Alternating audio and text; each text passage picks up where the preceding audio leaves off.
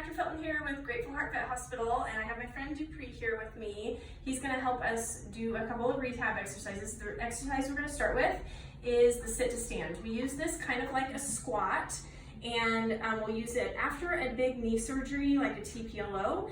At a certain point in healing, dogs are willing to sit, but they sit with their leg kind of out and they're favoring it. So we're trying to teach them how to do a nice tight sit again, and we're also trying to strengthen both hind legs again.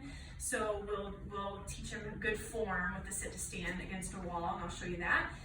And the other reason we'll do it is if we just have generalized hind end weakness and we're wanting to strengthen a dog, whether they've had a back injury or they have kind of chronic spinal issues, and we're just trying to work on sitting like a real dog and then standing up out of that sit. So the first part of sit to stand is how to kind of get them in position. So you got to have a really high value treat that's worth working for. And I usually circle them into position.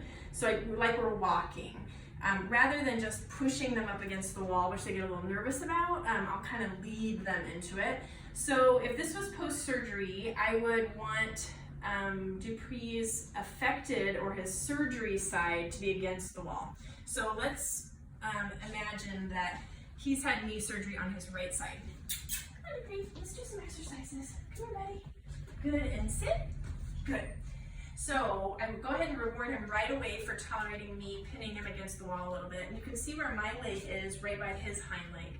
And by sitting him against the wall, he really doesn't have the option of kicking his leg out and favoring it. He really kind of has to sit in that frame. So he popped up out of the sit, which is just fine. We're gonna go ahead and practice now in a row, a sit with good form and then stand up and sit and stand up. Okay, Dupree, ready? Sit. I move my leg to meet his leg. Okay, stand. Good, and sit again. Good, and stand. He's like, where's my treat? Stand. Good, and sit. Good, and stand. Good, and sit. Good, and stand again. Good, and sit again. One more sit. You got it. Good job, you did it. All right, so as you can see, he's kind of started to get the rhythm of it. He also got a little frustrated with me, like, why do I have to stand so many times? You just asked me to sit, I've sat and sat and sat, and now what do you want? So I kind of had to keep up with the treats, but he did a really great job. Following him and learning to follow him with my heel and with my leg is really important so that I make sure I'm creating that perfect frame for him to sit down in.